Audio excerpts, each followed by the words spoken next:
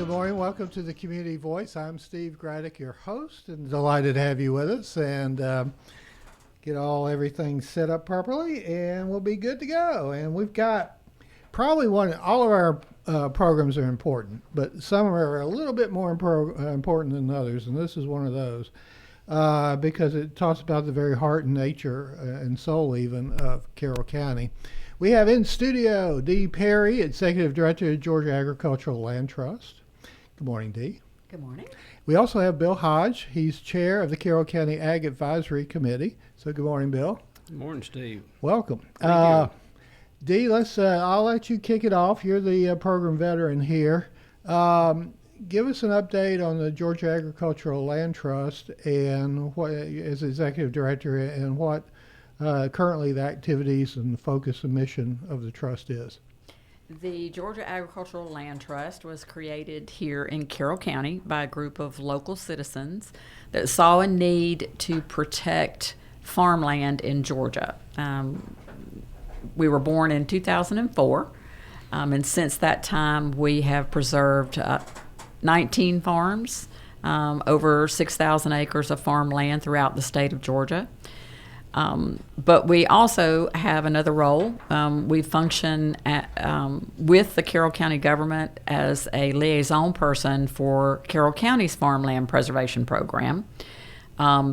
They began this program, got it off the ground in 2003 under Robert Barr's tenure. And it is a program that uses SPLOST dollars and has matching funds from the federal government to work with farmers in Carroll County to place their land into permanent conservation. It originally started out as it was called the Farm and Ranch Land Protection Program, FRPP as we call it. Now it's called ACEP, which is the Agricultural Conservation Easement Program. Carroll County has 12 farms that they have placed in conservation. A 13th one will close shortly. For a total of over 2,100 acres in Carroll County that are now under permanent conservation. As we worked towards sort of reviving this program and regenerating it, streamlining it, the Carroll County Commissioners created an Ag Advisory Board. These are volunteers that are selected by each district commissioner to represent different facets of the ag world locally, from ag lending to farmers, to people just in different areas of that. And they are going to be the oversight committee for the Farmland Preservation Program, but they're also going to be working with some other projects through the years regarding our ag community. I think you said, basically your organization is a statewide organization. Yes. And I think you said 19 in the beginning that had been saved. Mm-hmm. But then you said Carroll County had, Has 12. 12, so that's significant that we're... Mm-hmm. Okay, well, let's shift it over to Bill Hodge. I guess because of that significance, that's kind of where you come in. You came on board to support this because it's so important to Carroll County, correct? Well, it is, and this is partially how I ended up in Carroll County 24 years ago as the county extension director here.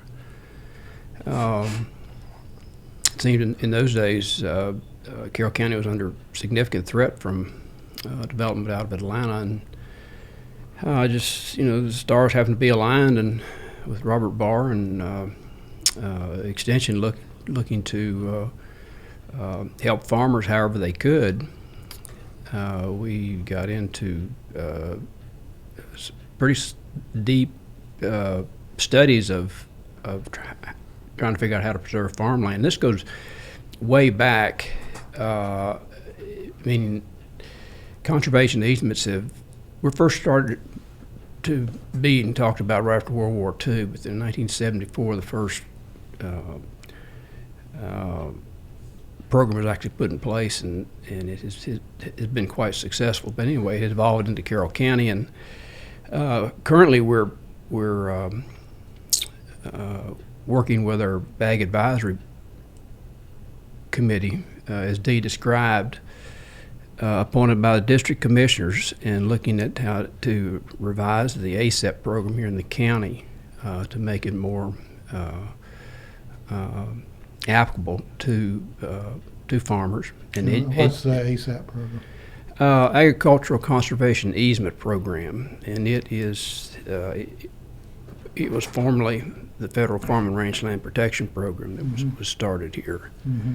And we have several easements under this new program. It's basically it's similar to the old FRPP program, but it's not the same. But we have taken the committee has worked over the past 7 or 8 months detailing and making it applicable to Carroll County and creating documents to make it simple and more understandable for farmers. And then on the 7th of August, we have a information forum scheduled that is open to the public, and we're hoping for a good turnout there. And we have a significant amount of interest in that. Joel, if you could go ahead and post that little flyer on the screen. I do want to ask about the forum more so, but one thing I'm curious about when we talk about the farms and the ones that are being preserved and saved, whether it's 19 or 20 or 13 or whatever number in the work you're doing, are we talking about a 100-acre farm, a 20-acre farm, a farm that's actually producing, or what falls into the category where y'all can be of service? I will answer that. For Carroll County, for the ASAP program, the farms that they have under protection now range from 60 acres to 500 acres. And they're dominantly cattle farms is what we're seeing, because that is a big business in Carroll County. This particular program, which is a federal program,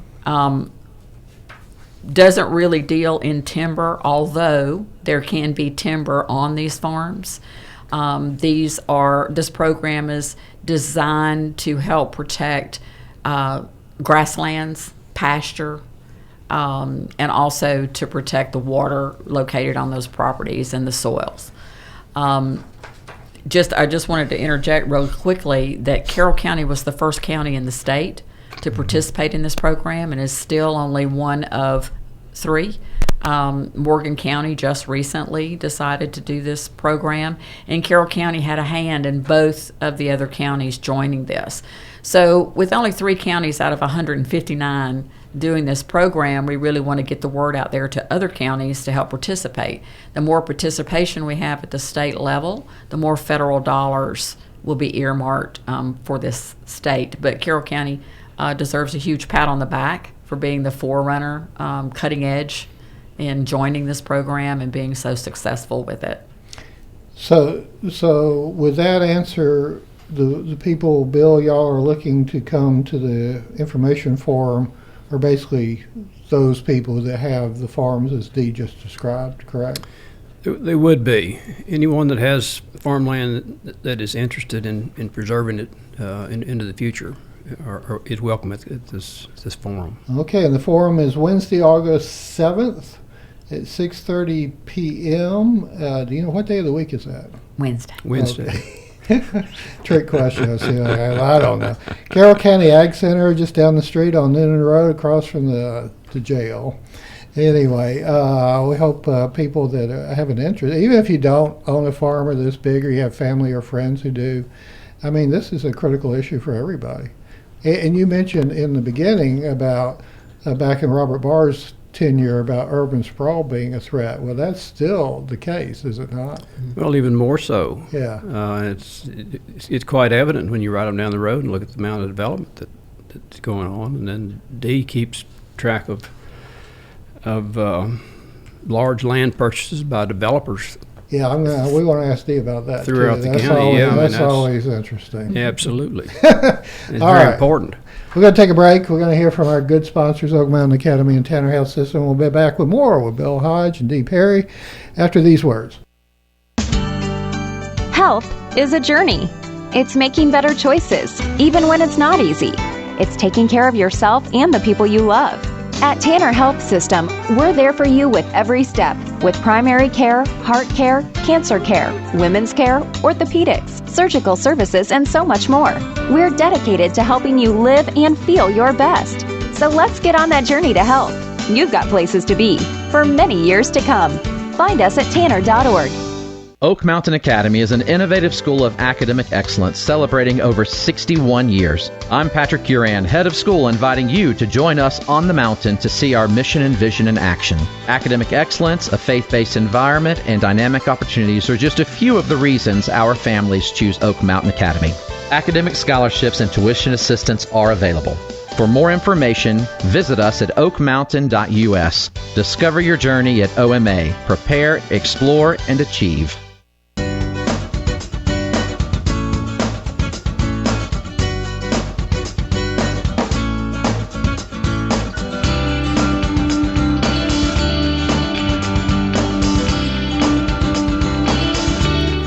Good morning. Welcome back to the Community Voice. I'm very pleased to have in studio Dee Perry, Executive Director of Georgia Agricultural Land Trust, and Bill Hodge, former Carroll County Ag Extension Agent, but now Chair of the Carroll County Ag Advisory Committee. They've got a farmland owner information Wednesday, August 7th, 6:30 at Noonan Road. There's so many things about this that, and last time Dee was on, I quoted a lot of statistics, but just suffice it to say that basically farmland across America is under threat. And then, we talk a lot about urban sprawl, Metro Atlanta. I grew up in Metro, used to live in Cobb and Fulton before I came here full time in '87. And so I'm kind of adamant, as I've spoken on this program before, is like once it takes over, whether you're Paulding or Douglas, there ain't no going back. And you think of ways to keep Metro Atlanta Metro, but it would seem that the best way to do it is preservation of farmland. But here's the question. Land is a good investment, and people with a lot of money come into town and they buy up the land. And there's not really, how does that gel with what y'all are trying to accomplish? Well, one of the things this particular program does is it actually pays the farmer for his development rights. And that's how it's placed permanently into conservation. So we're giving them another avenue monetarily, okay, that they can look at. One of the things about Carroll County that is unique in the state of Georgia is that it has more individual farm operations than any county in the state. Or you could say more small farms? Small farms. However, the latest census shows that our average farm size has now gone up from 90 acres to 114 acres. That's a very good sign. We also know that in the 2017 ag census, we were farming 89,000 acres in Carroll County, and that's now gone up to 94,000 acres. Well, that's a huge jump. Success story. Boy, that's very encouraging. But at the same time, we have large segments of land being sold to low-density development people. So we've had a 261-acre parcel sold to a local developer, and also a 61-acre parcel in the heart of our ag community in the south part of the county. So we recognize that they have money too. Low density being like 5 acres or something? Yes, the low density development is the number one leading cause of the loss of farmland across the country. The problem with this is when you split up your land into these small tracts, it ceases to become farmland that can feed a community. People might have a little garden on 5 acres and feed themselves, but everybody has to eat. And so it's really important that we preserve that. And if they don't eat, they get very irritable. Yes, they do. They get hangry. But the less land we have to farm, the less viable farmland we have to farm, the more imported food comes into play. Bill says, since you're a former ag agent, what are some of the most popular farming approaches in Carroll County, the most successful ones? What do you plant with the greatest opportunity of success in Carroll County? Or do you just put cattle on the land? Well, currently the largest income generator in the county and the region would be poultry. Okay. And then cattle. So when we're talking about farmland, we can also be talking about chicken houses and cattle too, correct? Right, they're all agricultural enterprises. Okay, so anything, Yes. okay. So it doesn't have to be corn or soybeans No, or whatever. no, Okay. and you know, often years ago when I was doing a lot of programs, I would ask audiences, you know, what's the first thing that pops in your mind, first word when I mentioned the word agriculture, and you'd get answers from tractors to cows, whatever, and the answer I was looking for is food. We have a population now that's so disconnected to their food production.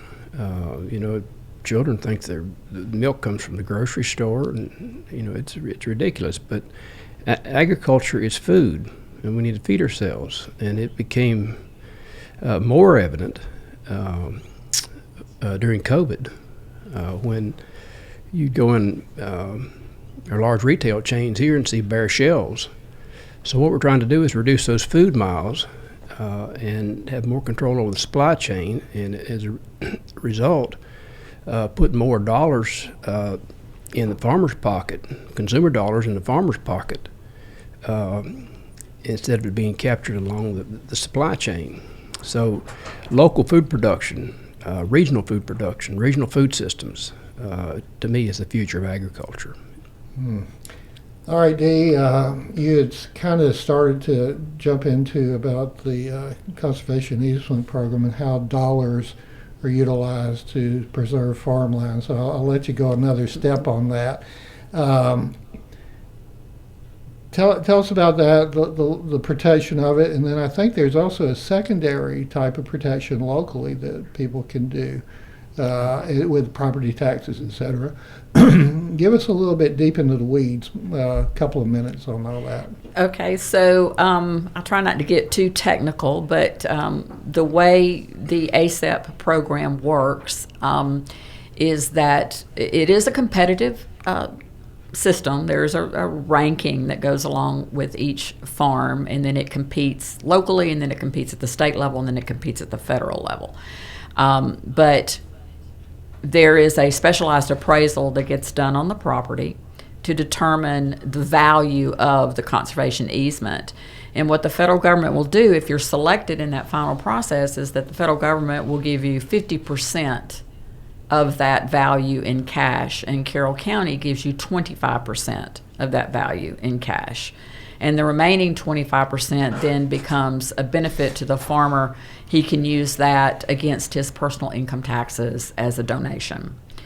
So there's lots of little pieces and parts to this to try to utilize every dollar that's involved. The federal government so far has put over $7 million into Carroll County in this program, and the county has spent over $3 million. So that's impressive. For a county this close to Atlanta, that is very, very impressive. And this gives the farmer maybe much needed cash to do upgrades on his farm, or perhaps they use it to offset, let's say they have a couple of kids, one wants the farm and the other doesn't. It gives them some cash to offset the heirs, settling the farm estate. Sure. It's just a benefit to them, and because as Bill sort of alluded to, farmers don't realize the prices that you see at the grocery store. That's not going in the farmer's pocket, and farmers have long been very underpaid for the service they provide. It's hard work too. It is very hard work, and it is 365 days a year. There's no just downtime. Can't just sit on a computer all No, day. you're always doing something all year, even in the winter. You're doing something. We do, just to kind of sideways a little bit, we are seeing a little bit of a rise in crops, in cropland in Carroll County. We have a long growing season here, so people are growing both summer and winter crops, and that's very encouraging to see too. But we are dominantly chicken and beef. That's our large. So this easement program, how long does it last? Is it perpetuity? Or? It's in perpetuity. It cannot be broken. But now there's also a local property tax relief but it's somewhat temporary, right? Well, its acronym is called CUVA, and it's the Conservation Use Valuation Assessment. And it's a state program, but each county, handles their own program. And people who have farmland who are actively farming can apply for this, and it's a 10-year agreement with the county that you're going to leave the land in agricultural production, and it's a significant reduction on property taxes. And then it can be renewed every 10 years. Let me get both of y'all to respond to this, and we'll take a break. With the change in culture and the way life has become, tell us about the threat of farmers aging out, and that the next generations are not as interested. And maybe that's not the case, but I'll let Bill go first, and Dee can kind of go from there. But Bill, tell us, is there a concern about farmers growing older but not the younger generation coming up on the farm? There is a concern, but I think it was more so pre-COVID than it is post-COVID, just because I know numerous examples of younger people, younger meaning in the 30s and 40s, moving to Carroll County and buying small tracts of land, 20, 30, 40 acres. They're typically professionals, work from home, want to get out of the rat race of the city, raise their family there, grow food, possibly produce surplus to be sold at farmers markets or through CSAs and what have you. So I think the age is maybe leveled off and starting back the other way. But yes, there are a lot of older farmers here that are aging out, and oftentimes their children have no interest in coming back to the farm. Mm-hmm, mm-hmm. Dee, how do you see that, and how does that pair with, there are other, quote unquote, other threats. We talked one time when you were here before about foreign investment. People with super big money just coming in and taking hundreds of acres. So really is keeping that family farm going to push back as best you can when the big, whether it's a foreign country or whether it's just a big investor coming in and buying up tons of land. Interestingly enough, the latest statistics show that over 90% of the farms in America are family owned. Now, they may be big family corporations or small family corporations. Of course, Carroll County has always been known for its small family farm outlay.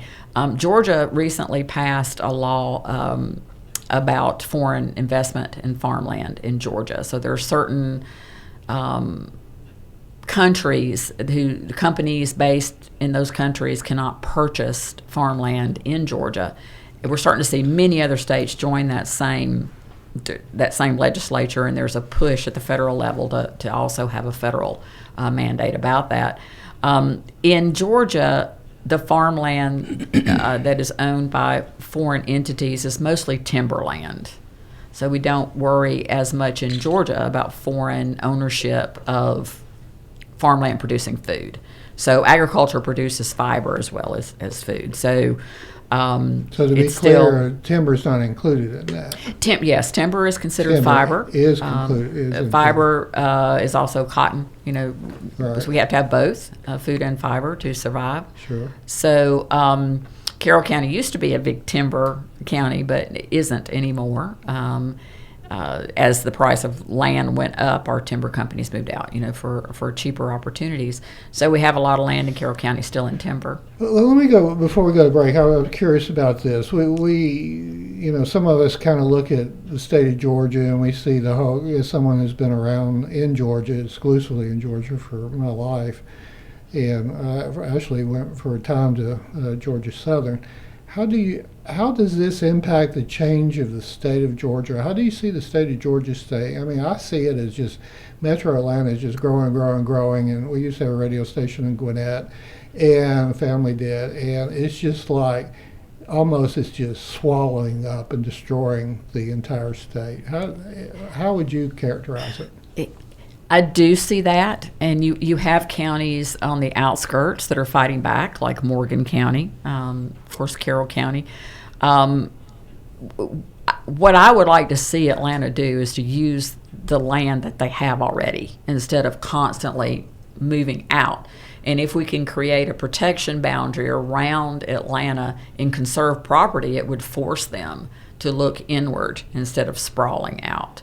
Bill tells a story about a speaker one time that said he was in Charlantingham.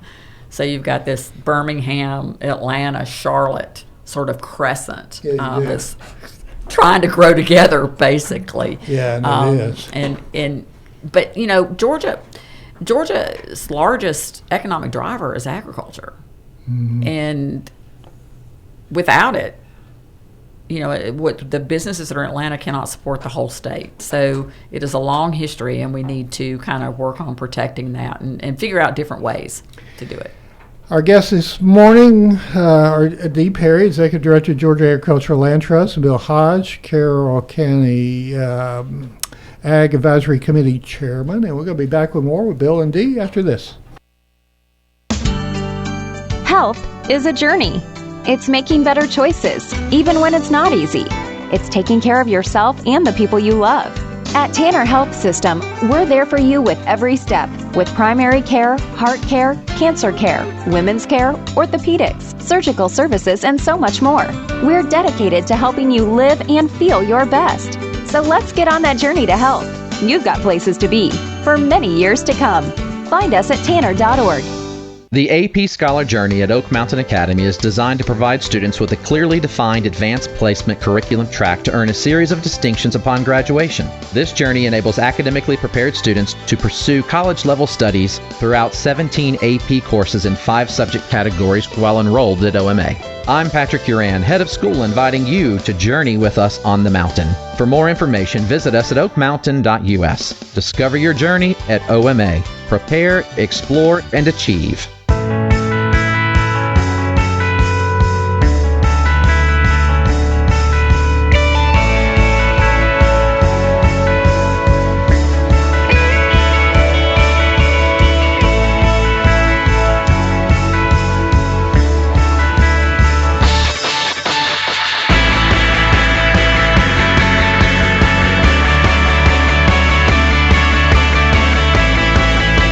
Good morning. Welcome back to the Community Voice. I'm Steve Graddick, your host. Dee Perry's in studio, Georgia Agricultural Land Trust, and Bill Hodge, chair of the Carroll County Ag Advisory Committee. Bill, you moved down here basically to farm and to tell us your. We only got about a minute or a couple of minutes. Well, actually about a minute. Tell us your story real quick about how you came down to Carroll County and how that relates to what we're talking about.